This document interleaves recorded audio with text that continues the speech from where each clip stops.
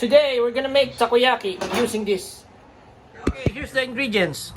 2 eggs, takoyaki sauce, takoyaki flour, octopus head. They said kailangan daw ulo ng octopus para masarap. Let's go! So we need water to boil the octopus first.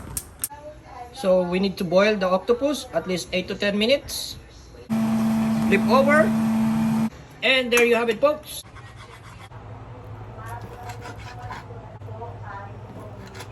There you have it, ang octopus.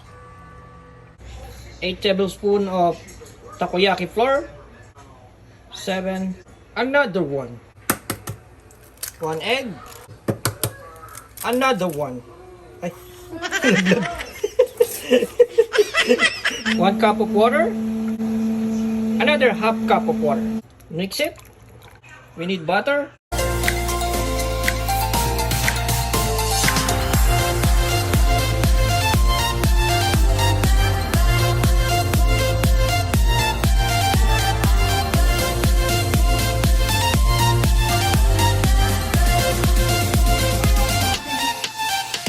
Another one.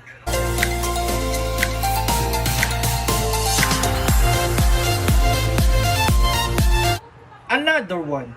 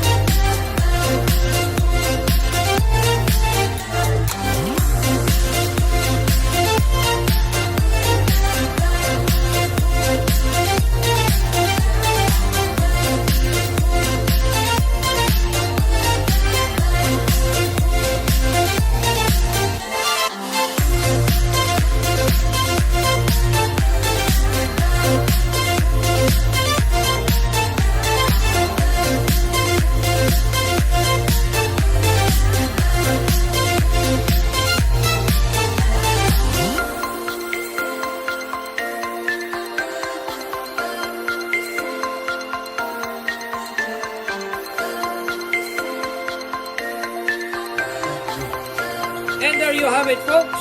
It's ready. Voila!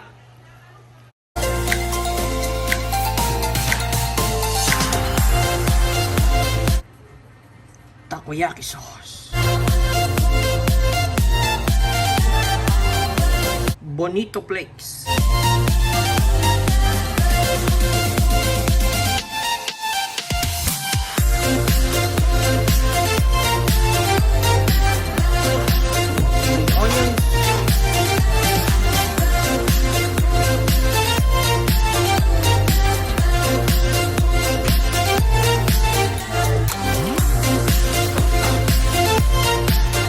And finally, we're done. There you have it, folks.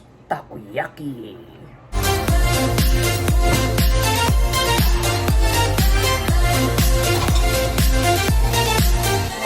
Okay naman.